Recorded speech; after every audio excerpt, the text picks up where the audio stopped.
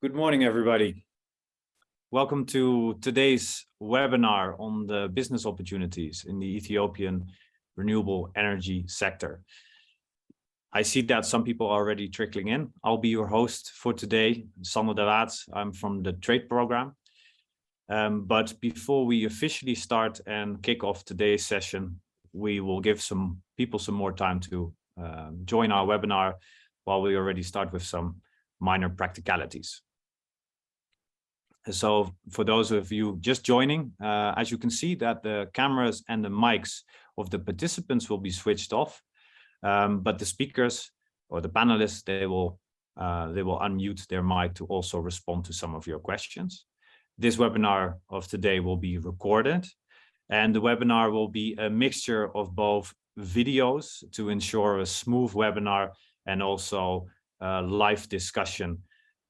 For this discussion, please do feel free to ask your questions during the webinar in the Q&A and in the chat box. And we will also ask the panelists and the speakers to already respond during the webinar, perhaps during to your questions, but also we'll compile some of your questions and we will address those. We'll try to address those during the Q&A session.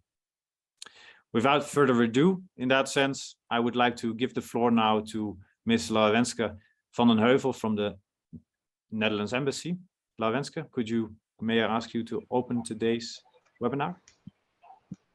Yes, sure. Thank you. And welcome, everybody. My name is Laurenske. I'm the Economic Counselor at the Netherlands Embassy here in Addis Ababa in Ethiopia. And it's great to see so many participants.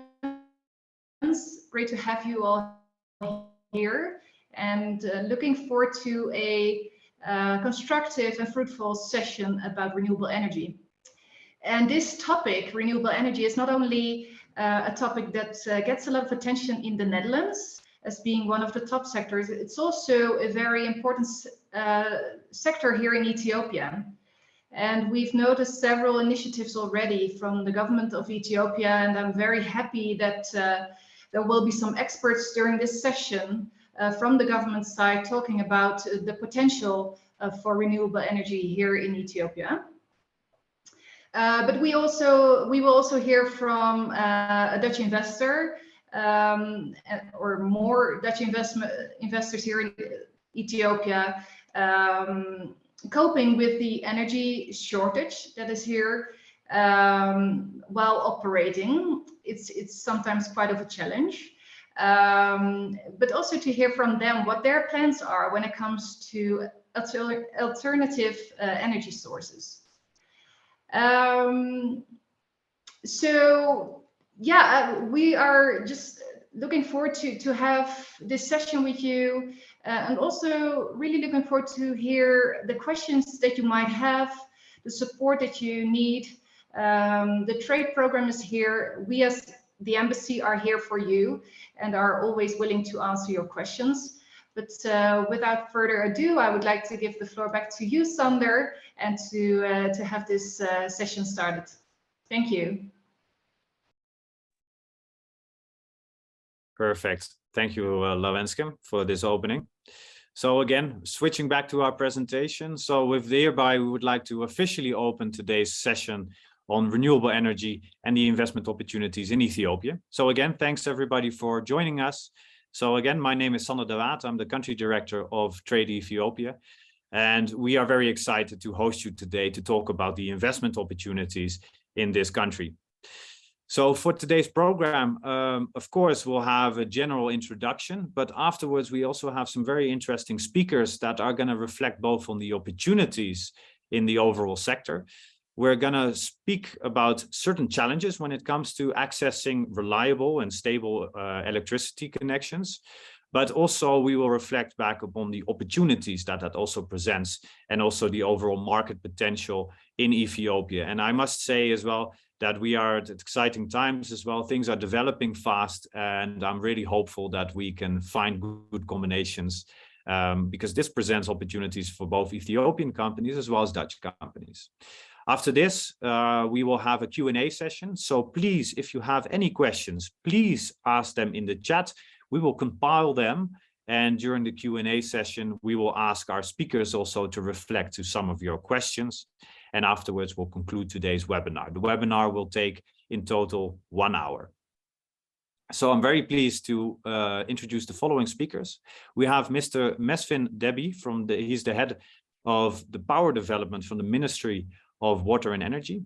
Then from the private sector, we will have Dr. David Halloran. He's the co-founder of and also a director of Africa Juice, as well as Power Ventures Africa.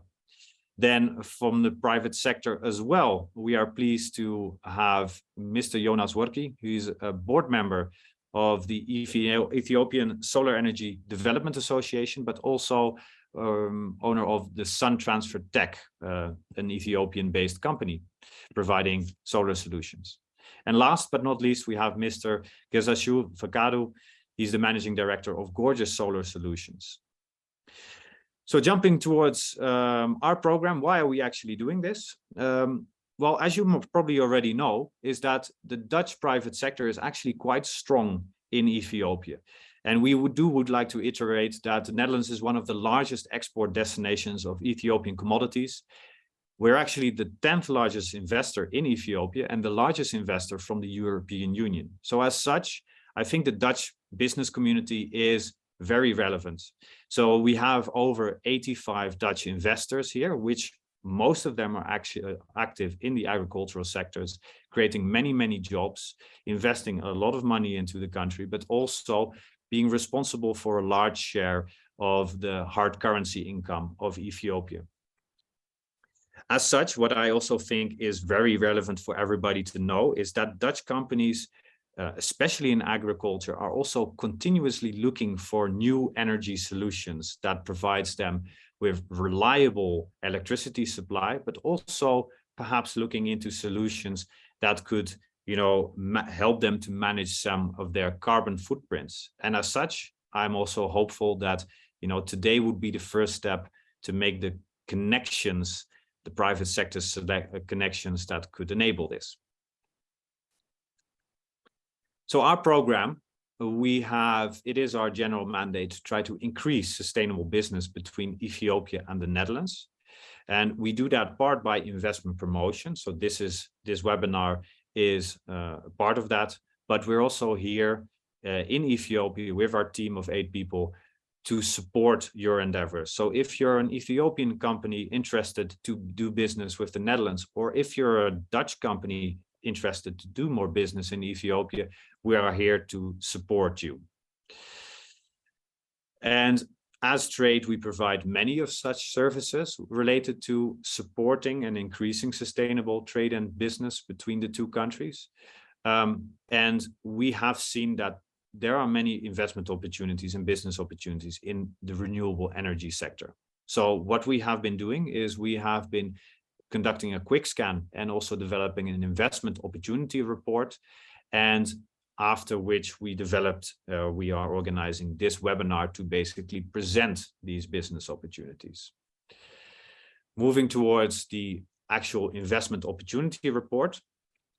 This is something that we have and will publish after today's webinar. So we have compiled an overview of the energy consumption and usage in Ethiopia, but specifically reflecting on what business opportunities might there be for Ethiopian or Dutch companies to also tap into this country. So we're reflecting on opportunities in the solar, wind, geothermal, hydro, and waste to energy sector, but we're also looking specifically at potential financial instruments. So at the end of today's session, you can expect from us a follow-up where you can access this report. So overall, as Trade, can we help? Well, we do see there's a lot of potential in this specific sector, both for Ethiopian companies as well as Dutch companies. We have developed this business opportunity reports, which we will share with you. We are excited to host you today to have today's session, and after which we will follow up with you. So if you have any interest related to doing business, then please do not hesitate to reach out to us, and we'll see whether we can help you with, for instance, matchmaking, co-develop a business concept or a business model, and perhaps even connect you to potential partners or funding opportunities. So please, again, for this session, please ask your questions. We will address all of them during the Q&A, and we will also afterwards follow up and connect to you and ask you what your interest is. That being said, we would now like to give the floor to Mr. Mesfin Dabi. Mr. Mesfin is the head for power development from the Ethiopian government, specifically for the Ministry of Water and Energy, and he will reflect more about the current context in Ethiopia.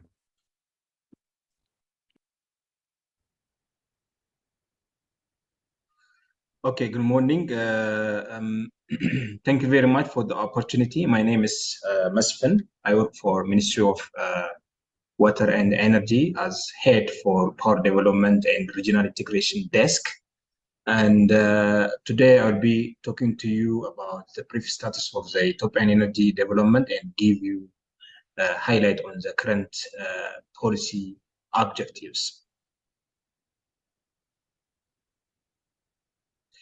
So this is the content I'm going to cover. Hopefully, I will get the chance to elaborate on some other pointers that are pertinent to my presentation through Q&A session. The energy sector development in Ethiopia is aimed to bring about all-round socio-economic transformation in the country. There have been so many changes here in the country and globally, and our energy policy should be geared to embrace those changes and should also be designed to address them. So we recently revised our policy to align with the domestic socio-economic developments and also any kind of changes which have been manifested globally. So, for instance, the electric sector objective defined in our policy is ensure universal electrification, ensure electricity supply, quality, safety, and reliability, improve power sector development governance, institutional capacity, and also ensure financial sustainability, engage private sector and community cooperative and local governments, which is very low or non-existent, and also strengthen the regional power trade. In addition to the electricity sector objective, so we do have also bioenergy and hydrocarbon sector objectives defined in our policy. To talk a little bit about energy supply and consumption, despite the fact that Ethiopia is endued with a huge energy resources, majority of its population still rely on traditional biomass for its primary energy requirement. As you can see in this figure, 89%. And modern energy, that is hydrocarbons, is at 9%, and electricity is at only 2%. And specifically looking into the electricity consumption, especially considering the year 2020, so 37% of the households are consumed electricity for its primary consumption, and the industrial sector consumes 39% of the electricity produced that year. This graph shows the yearly progressive growth of electricity consumption by each sector, by industrial, commercial, and residential sector. So over the course of the years, so the consumption has been increasing. To talk a little bit about the demand profile, especially the electricity demand profile. So the peak demand, with regards to the peak demand has been progressively increasing, but there are some years where the peak demand has been growing very fast, and there are some years where the peak demand is growing very slow. But the recently registered peak demand is a little bit less than 3,000 megawatt. And this, the yellow line shows the load factor profile of the electricity sector. So changes in the sales mix and the consumption behavior of consumers have been manifested in the changing load factor over the course of 2 decades. And in 2019, for instance, this year, the load factor has been dropped to 58% because of lack of available generation capacity. this is with regards to the regional interconnection. So Ethiopia has 2 interconnections. Now is 3 currently with test and commissioning of the Ethio-Kenya interconnection. So we can say that we do have 3 interconnections with 3 neighboring countries. So with Djibouti and Sudan, and with Sudan 230 kV, and with Djibouti again 230 kV, and with Kenya 500 kV.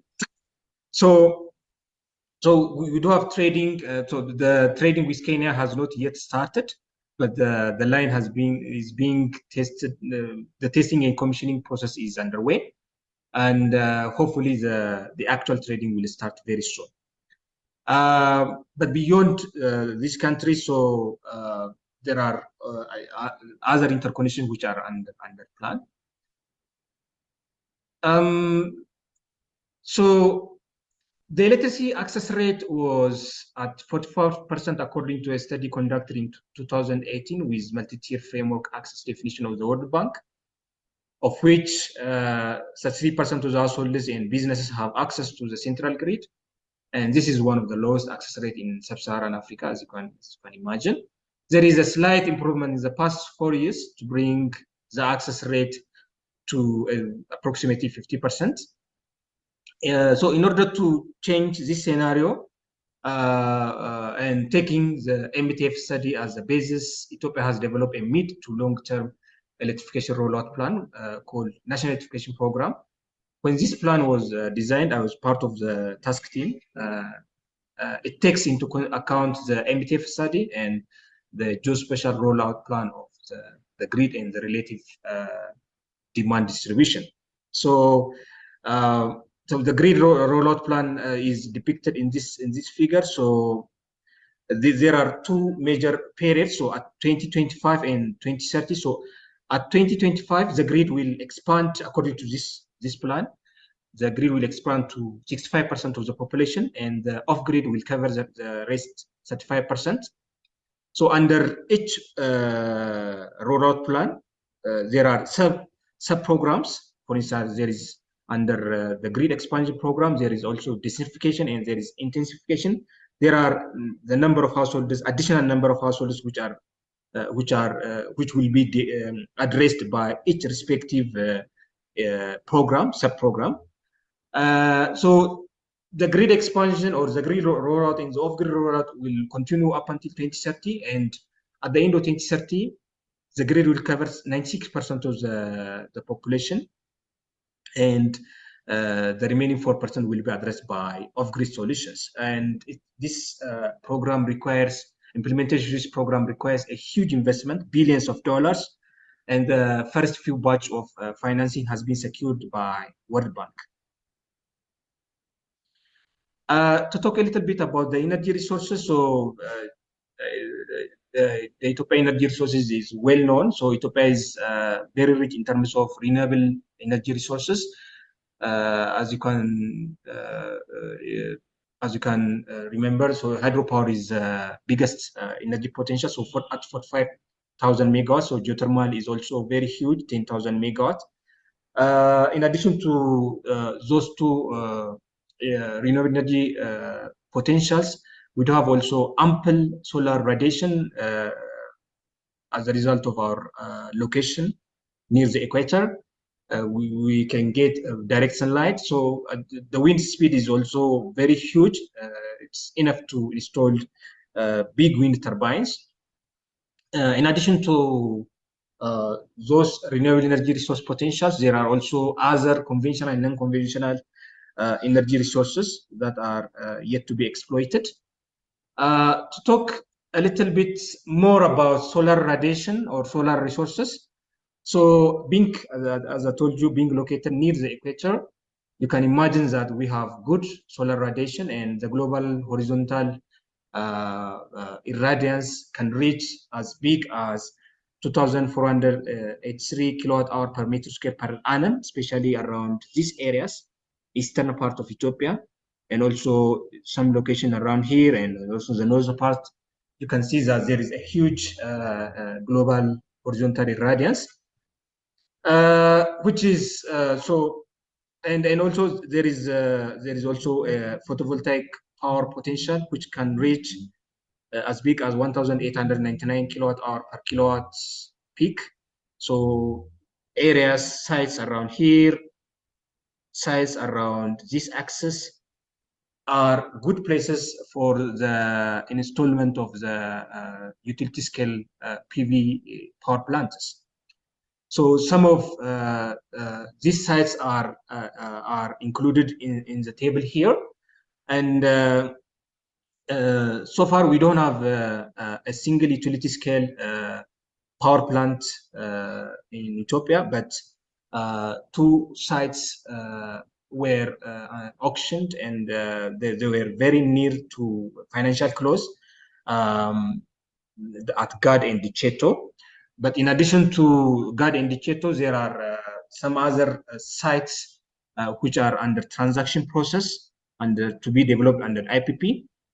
And there are also additional sites which are included in our long-term and mid-term plans.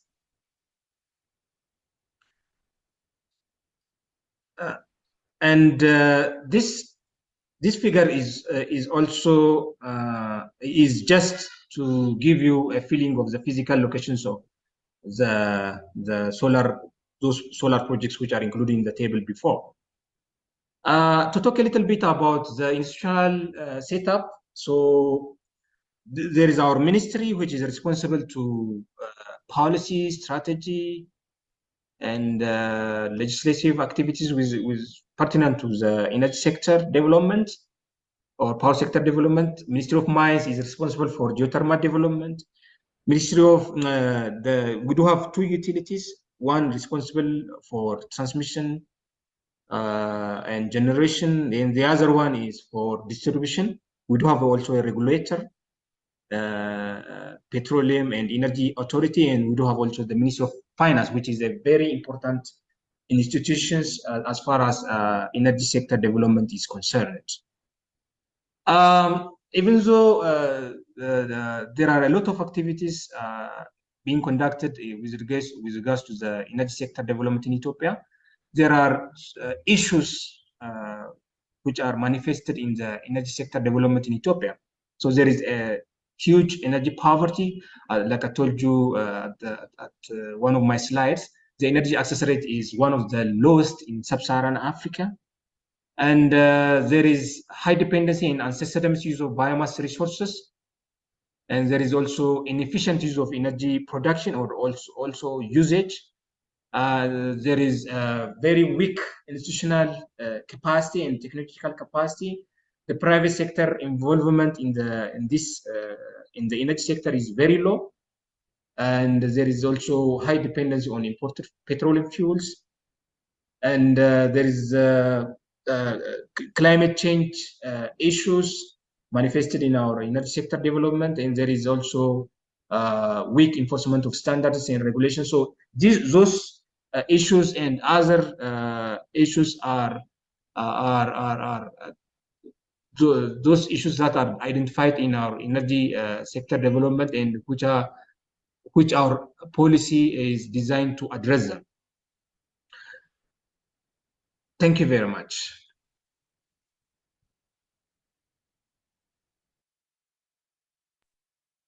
Very good. Thank you, Ato Mesfin, for reflecting on that. I mean, I must say it's, as you reflect about low access rates, in fact, the lowest of sub-Saharan Africa, it's also very nice to see how you present already that also presents possibilities too, and you know that the Ethiopian government has so many ambitious plans, and also stressing that the private sector can jump into that.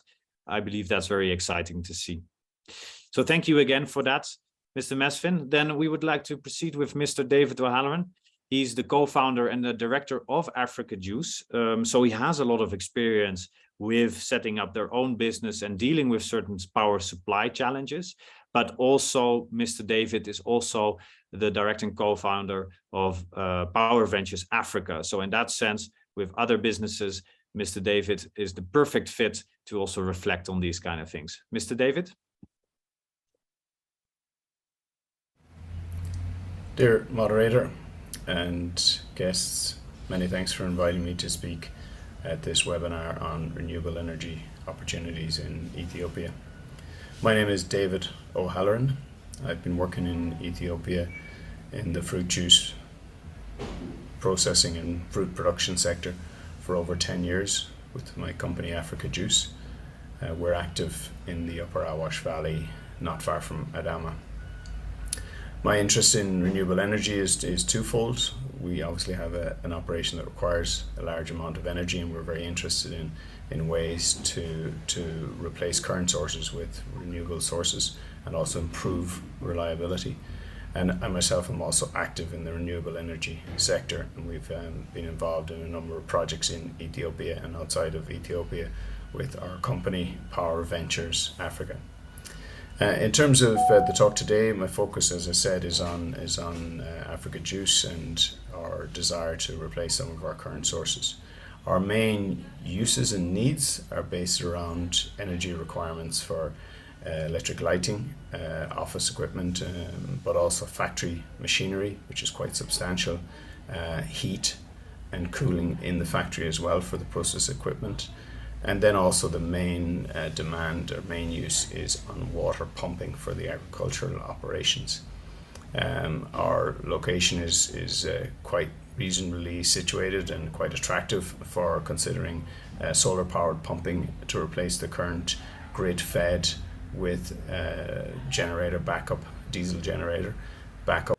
Our location is well situated to consider using solar powered pumping to pump our water. The height that we need to pump to is not so dramatic, and in one particular location it's actually very modest and is perfectly suited to being the guinea pig site, so to speak, for our first solar powered pumping project. We ultimately intend to replace all of the water pumps with solar powered pumps. The technology is off the shelf, it's very reliable. The savings that can be seen there would be around the reliability and security of supply, where if you're relying on a grid connection, we see many days and sometimes longer periods of outages. We also see significant costs and challenges associated with the backup diesel powered pumping that we do, in terms of getting fuel to site, maintaining machines and pumps, but the engines require a lot more maintenance than the actual pumps, and keeping those generators working and effective for when you need them. We're looking at, when we execute these projects, we expect some 3 to 4 year payback period. It's very much dependent on the price of diesel fuel and the extent of electric outages there are in the system. And in our area, we would probably see ourselves using these diesel generators 20 to 40% of the time, and using the grid connection 60 to 80% of the time. So that gives you a bit of an idea where we're coming from. The second main use of energy is associated with the factory operations. There we require quite substantial amounts of heat, but also cooling and electric power to run the various pumps and motors. We have a very substantial oil-powered boiler there. We also have a very significantly sized diesel generator. Both of these require vast amounts of fuel, and they're items that we would like to see replaced with more renewable solutions. The boiler is the one that is probably the most challenging. We have no alternative to that at the moment, whereas the generator is a backup generator for when the grid is down. Unfortunately, the process is sensitive to grid interruptions, so more often than not we'll find ourselves having to run on generator rather than use the grid connection for running the factory itself, and then the boiler is always run on fuel. The alternatives there, for the base load in the factory when the factory isn't running, we could consider solar panels. Combine that with batteries and you have a system that would provide you power in the evenings as well, and that's sufficient for the security lighting, the computers and offices and the various activities around showers and cleaning, etc. And probably insufficient to run the factory itself unless we went very substantial on the panels. In terms of the boiler, the obvious choice there is to consider replacing it with a biomass solution or even a gasification solution. Both of those we've looked at. The biomass or gasification are very interesting because they can use waste products that we already have.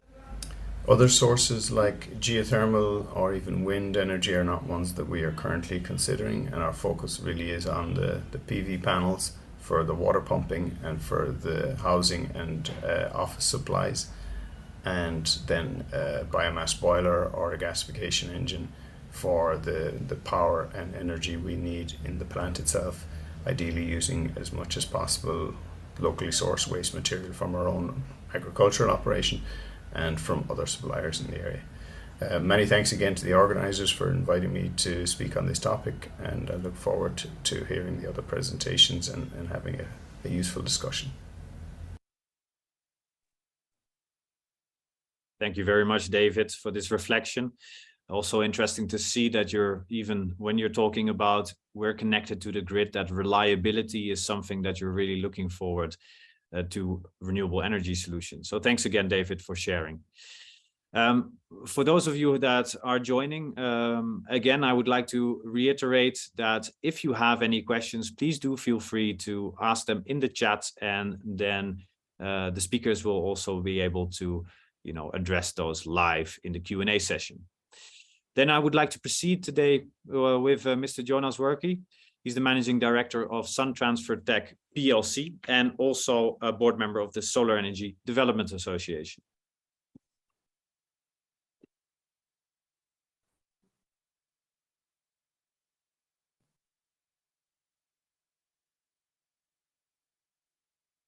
Okay, my name is Yonas from Ethiopia.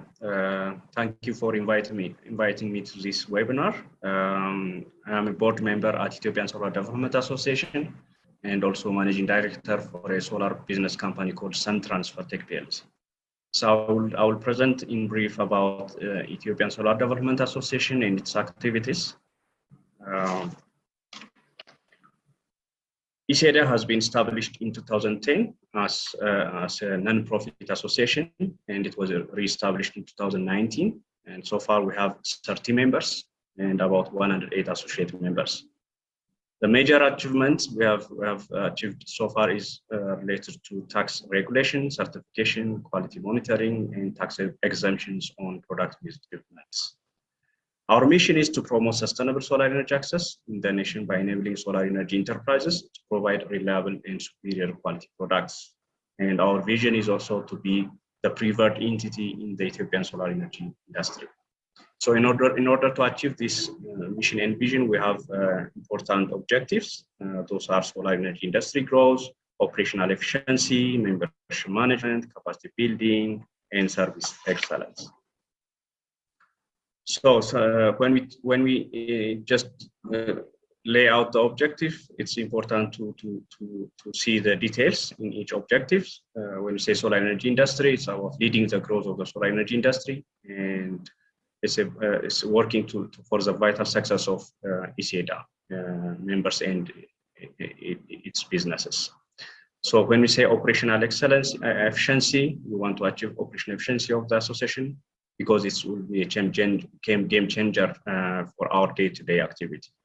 And we want to also strengthen our membership acquisition by retaining practices, which is critical for the success of ESEDA. And the capacity building, we want to develop our capacity of ESEDA as an association and its activities in this sector. We want to achieve its strategic objective, because it's eventually when members' business grows, the association also grows. That will be key for the sector growth as well. So as a service excellence, ESEDA recognizes the importance of providing excellent service to all key industry players.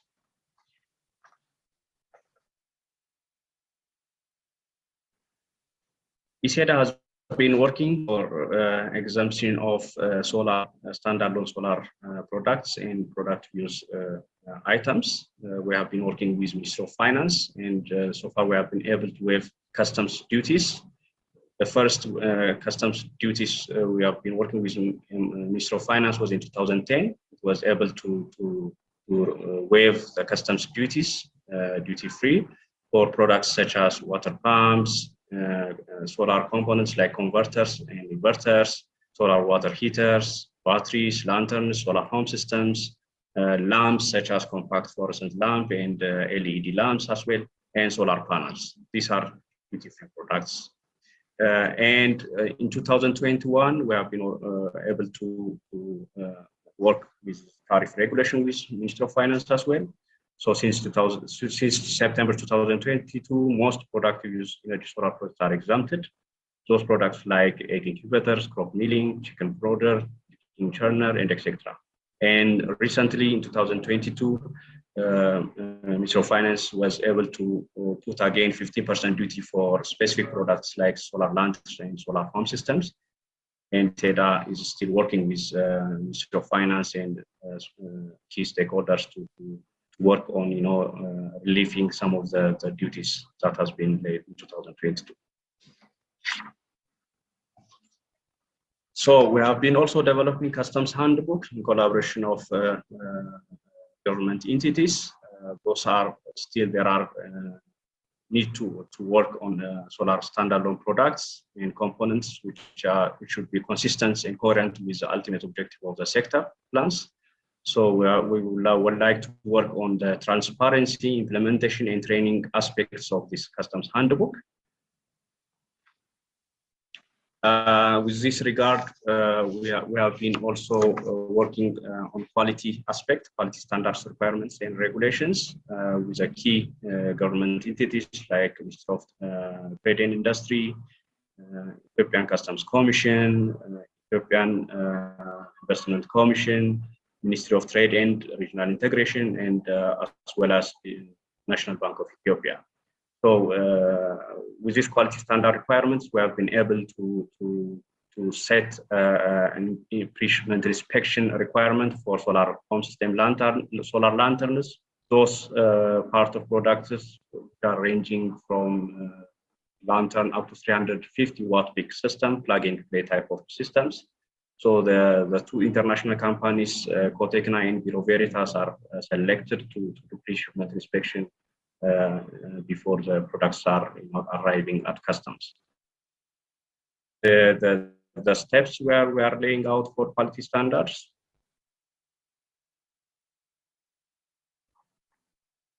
Still, there are key challenges in this sector.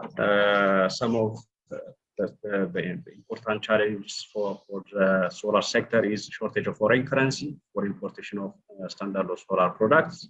There is also inconsistent working environment and bureaucracies in different regional and federal government bodies. That's important for distribution of products to end users. There is also substandard products in the market, and we want to work with responsible bodies to minimize these substandard products which are affecting the sector players in importing products.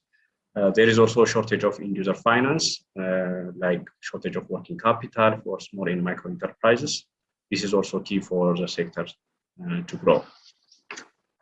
So the way forward will be working on customs, tax and duties, and just improving the 15% duty which is already laid on solar home system and lanterns.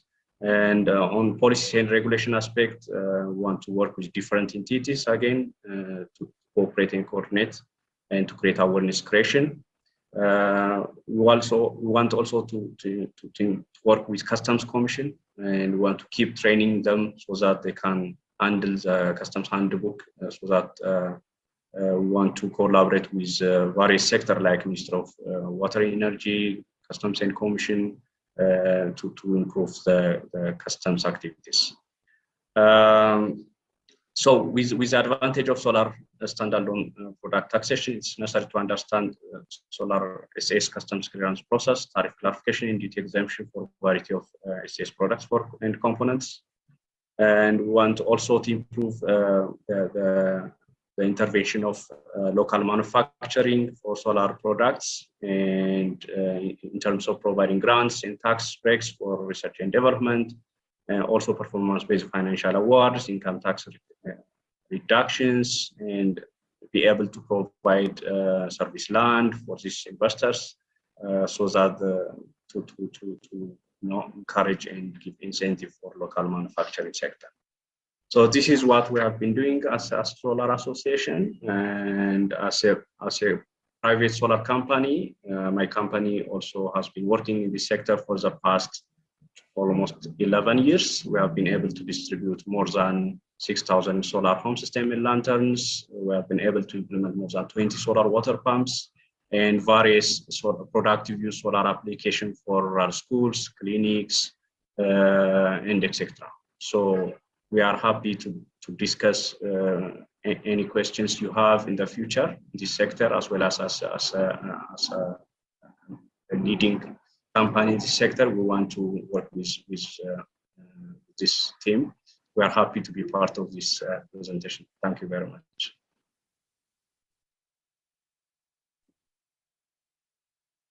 Thank you, Yonas, for those reflections. Given also the time, I would like to proceed right away to Mr. Gezachew Fekadu.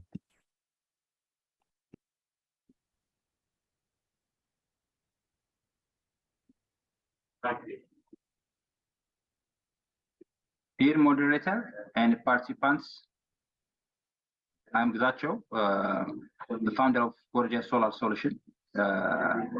I'm presenting from South Korea. I'm in business travel there for business travel to discuss with my suppliers, battery and some other electronics suppliers in Korea.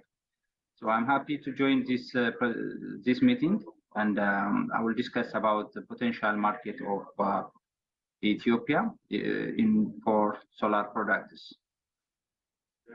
Our agenda will be the market potential of the country, plans and targets of the government to electrify the country through solar solutions. And finally, I will discuss the experience of Workie Solar Solution in the sector. Ethiopia is a 120 million population. It's the second largest population in Africa, next to Nigeria. But only 50% of the population are connected with grid electricity or sustainable electricity supply. So the remaining 50% are living without access to sustainable electricity. So, but however, Ethiopia has a high degree of solar PV potential, with solar radiation level average around 5.2 kilowatt hour per meter square per day. So according to the Power Africa report, through the National Electrification Program, off-grid pre-electrification framework village residents provide significant markets for the range of solar products. Off-grid solar products are expected to provide service for 35% of the population through 9 million connection. So the remaining 65% will be electrified through grid connectivity. So this 35% of the community will be connected. The first one is 3.3 million households residing in less than 2.5 kilometers from the national grid area to receive off-grid power by 2025. And the 5 million households living within 2.5 to 25 kilometers of the existing grid will be connected in the midterm of by 2030. And communities living in the deep area of the rural area, who are less likely to be served by the grid, is there around 700,000 people. They will be electrified through standalone solar systems, small lanterns and house systems. So this is the table and the program of electrifying the 700,000 households who are living in the deep rural part of Ethiopia. There is also the targets also the electrification program also targeted secondary schools and health centers. So by 2025, there is a plan also to electrify all secondary schools and health centers by either by grid connectivity or by solar system. So, but a huge option is for the remote schools and health centers are to be electrified by standalone solar systems. There is also a target by the government to electrify the industrial parks. So there is a huge government program already. Very huge industrial zones have been built throughout Ethiopia. So they have a priority to get electricity from the main grid, but still there is high interruption of power, and they are using diesel generators. So these industrial zones are a lot of international manufacturing companies are already there. They are investing a lot of money. They don't want to interrupt their operation. So they use diesel generator. Still diesel, the supply of diesel is very short, and also the price of diesel is increasing. So they need additional source of energy, which is solar. So the government is supports and incentivized the installation of solar systems for the industrial sources in a megawatt level. So this is a very, very huge potential for solar companies to come up with some experiences and some solutions for the industrial zones. Also, there will be financial and some incentives from the government for those who are interested to invest in the mini-grid development for the industrial zones. So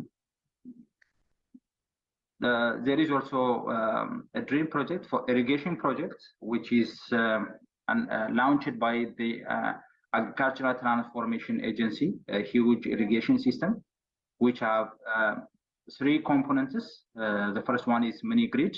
It is the dream project. The mini-grid is renewable energy generation, and distribution to households, medium and small micro enterprises, and agricultural irrigation anchor customers. And the second element is the irrigation service. It's also the implementation of large-scale water pumping and distribution system. And the third one is productive use of energy. So it has these elements, and it has space to provide a reliable year-round irrigation for all farmers in the community. So it will be 1,545 hectares of irrigation farmland, making this largest mini-grid power irrigation project in Africa. So in this program, international developers are invited. I think it is already under process, under tender. The tender process is finalized, but still there is a call for international developers to participate in this program. It has a financing mechanism, a de-risking financing mechanism, and a lot of support from the government and different donors for those international companies interested to participate in the development of mini-grids in dream projects. There are also mini-grids, government-owned mini-grids. The first 12 projects were launched, and they are already installed. And the second phase is to install 25 mini-grids. It's already, the tender is launched and offered to international companies. They are under construction.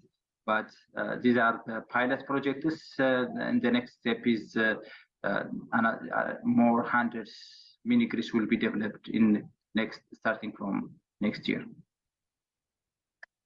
So the Gorgeous Solar Solution, we found Gorgeous Solar Solution in 2019 with the aim of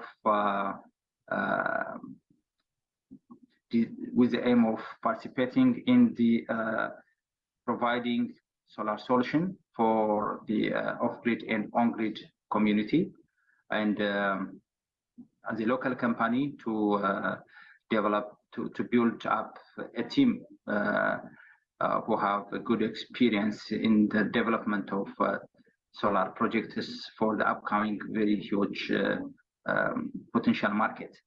So we are also a last mile renewable energy distributor. We distribute different products starting from solar home system and lanterns up to C&I products. And we also retail solar battery, inverters, and solar panels, which are coming from the international market. We design, supply, install, and commission CI projects. We are specialized in providing solar energy to businesses and individuals throughout Ethiopia. Yes, we are interested to partner with international companies to participate in local projects. Subcontracting, who are interested to invest in the mini-grid development in Ethiopia. And we are also interested to create a JV and other kind of partnership to collaborate also in potential projects for the future development of renewable energy markets in Ethiopia. Thank you very much. This is the end of my presentation. Thank you very much, Gezachew, for those reflections. Then again, I would like to proceed for the last 10 minutes. We don't have that much time, but I would like to take some time to ask the panelists also to unmute their mic and also perhaps open the video so that people can also see you. So again, thanks everybody for joining. Also, thank you for your presentations. We've had a number of questions, but given the time, I'll just make an initial selection. I think that the first question directed to you, David, is a reflection from Thijs Merton, where he specifically asks you to reflect on what kind of technologies might be available for briquette, biomass, and gasifications for organic waste. With your presentation, of course, you speak about different solutions in this field. You know, given your experiences and also your knowledge about other Dutch businesses or businesses in Ethiopia, what kind of technologies are already available and what is currently missing? And as such, what kind of opportunities are there? I thank you very much, Sander and Thijs, for the question as well. I think my colleagues on the panel are probably going to give better answers, so I'll keep it brief. We are looking at fairly substantial commercial scale gasification, digesters, engines, and even biomass boilers. So they're really, you know, designed, supplied, engineered, and supplied from abroad exactly to the client specification. And we don't expect to find a supplier in Ethiopia for that size of equipment. And I'm talking in the, you know, in the 500 kilowatt up to 1 or even 2 megawatt range. And that's why I'd say that you know, Ato Yonas can probably provide a much better answer, or Ato Gezachew as well, on what's available at the smaller scale and off the shelf. In terms of maybe, you know, things like panels and then the installations, again, it's tricky enough to find experienced installers in Ethiopia. There are some, and again, some of them are on the panel. And what we would expect is that if there are bigger projects, you'll find interest from supplier or installers, let's call them, from Kenya to come over if there's a series of projects to do. And eventually the sector is building. You know, our colleagues on the panel have experience and are doing projects, and there's more and more like them starting up. And it really depends then on the size of the project. But I'd propose that maybe Ato Yonas could answer this better than I can. Yes, thank you, David. I think appreciate that reflection. At the meantime, I think that Yonas unfortunately cannot join us right now because he is in the field. I know that Mr. Gezachew, he's as a participant part of this this webinar, so I'm not sure whether he can immediately respond. So while I ask my colleagues to see whether we can give him access, maybe a quick question still to you, David. Is when you really also look at the other companies that you see around you, is this really unique to your business, or do you see other companies also really requiring such solutions? I think that most companies are looking at solutions like what we're looking at, and again our colleague from the department at the Mesfin explained some of the challenges. The grid is not available in many parts of the country, and there are huge plans in place to improve access to the grid and increase connections. But then there's still it still is a weak grid in a lot of places. We see a lot of outages. That is improving. There's no doubt there's massive work being done, and the department and ministry are really working hard on this. But most businesses are facing similar challenges, and most businesses are looking for solutions that are not diesel generator backup based, because that is at the moment the costs have become astronomical with imported fuel. But even the availability of spare parts for those engines, which are run for many hours a day and require a lot of maintenance and a lot of upkeep, it's hard to get them in country. So panels are fantastic. Gezachew, if he can get on the call, he knows how reliable they are. You're talking about maintenance that could be one look at them in a year and nothing to be done for 10 years, compared to a diesel engine that could require filter change every few weeks if you're running it nonstop. Thank you. I think Gezachew also now joined us. Gezachew, could you perhaps also contribute? Thank you, Sader. I'm traveling from one part of South Korea to another, Seoul. So can you just repeat the question? David, may I ask you to also to redirect your question to Mr. Gezachew, or what you would ask him to add? No, indeed. At Gezachew, I just commented that you probably have more experience in answering a question from one of the participants who inquired what technology is currently available in the country for briquettes and biomass and gasification of organic waste. And we're looking at a tailored solution at the 500 kilowatt or even 1 to 2 megawatt scale for our facility. And so we're looking at importing and getting a specially designed facility for our operation. I don't know if you have experience of some of that technology being available in country off the shelf, or if it really is a case that there's very little yet available for gasification and for briquettes or biomass pelletizing or supply in a convenient form. Thank you, David, for the question. Actually, I'm working on solar technology, so I have very limited experience of the biomass to answer this question. I understand, and we had hoped that Yonas was on the call, but I think he was unable to join. So, but thank you, Sander. It's back to you, unfortunately. Yeah, no, exactly. Well, I mean, these kind of questions we can also. Hello. Can I take this question, maybe? Oh yes, Mr. Mesfin. Okay, sorry for the interruption. Probably with regards to gasification technologies and briquetting, we do have not large kind of technologies actually, but we do have household level kind of small sized kind of gasification technologies used for like cooking purposes. But if you have larger sized kind of technologies and which can be used for, I don't know, maybe commercial or industrial purposes, I think you are most welcome, because the existing technology we have currently is a small sized household leveled kind of technologies. Thank you. Yeah, well, thank you for that reflection, Mesfin. I really appreciate that. I'm also looking at the chat and I'm seeing that Mr. Martin Rolleder from, I think from the Waste Transformers, also already suggested some of the solutions of, their company, a Dutch company. So I'm quite pleased to see that. Please also note that if you have any questions about this, I also see some other questions about availability.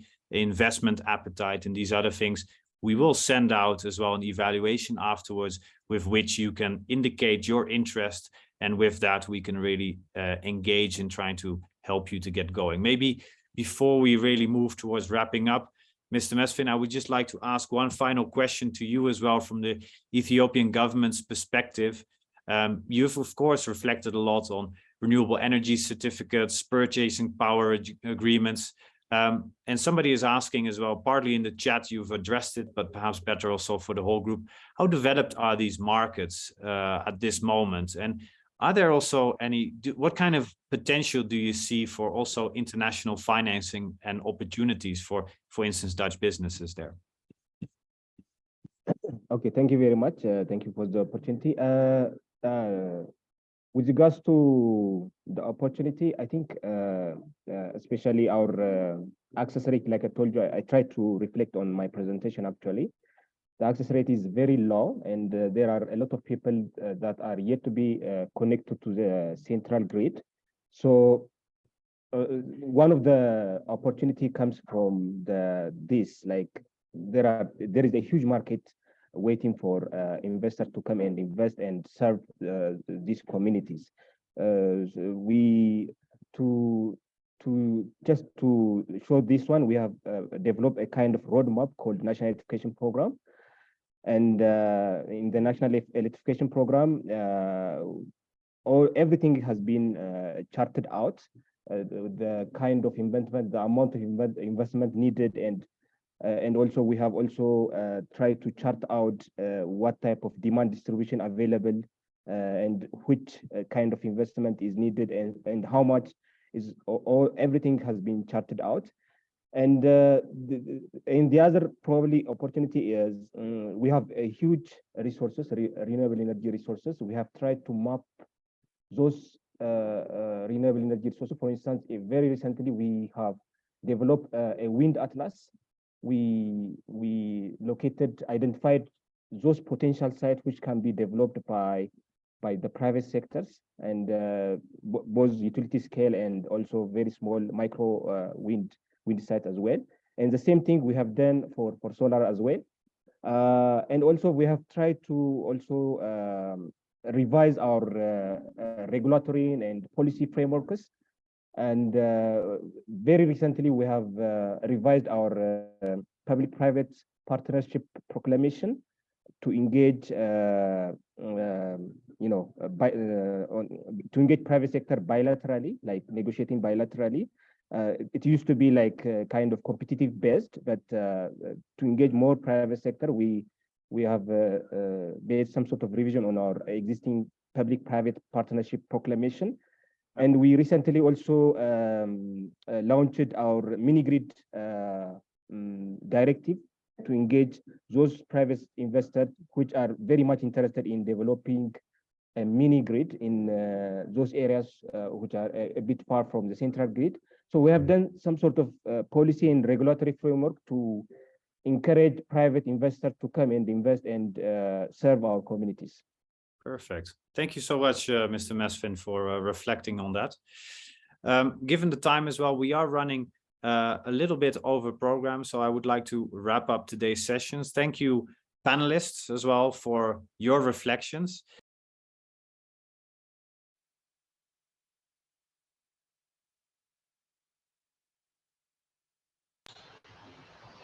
We can't hear you, Sander. Oh, apologies. Thank you, panelists, for wrapping up today's session to answering these kind of questions. If you have any more questions, please also note that we are sending an evaluation to all of you, where we ask you to reflect on today's session, but also indicate what your interests are. If you have questions that have not been answered or addressed, please write them down and we'll follow up. We'll send the business opportunity report summarizing all these investment opportunities. And last but not least, if you indicate your interest, please do, and then we will connect to you directly and we can see how we can help you with further business development. So we are already very pleased and excited to see that there's also some interest already from Dutch companies, and we're also hosting a new company next week in Ethiopia. So I'm really hoping that we can really go into the next steps to try to see whether we can increase more sustainable business and trade in the renewable energy sector between the Netherlands and Ethiopia. That being said, thank you again for joining. I would like to ask Laurenske to conclude basically today's session. Thank you, Sander. Thank you, panelists. Thank you, participants, for joining. I think this has been a very insightful webinar. But as you noticed, there's so much more to talk about, and also reading all the comments in the chat, it seems there is also a need for further follow-up. So please reach out to Trade. And yeah, a special thank you for the Trade team to organize this webinar, and looking forward to be connected with you if you have more questions, if support from the embassy is needed or from the Dutch government. And well, maybe in the near future, we might be able to organize a mission even regarding this sector. So thanks again, and looking forward to welcome you here in Ethiopia.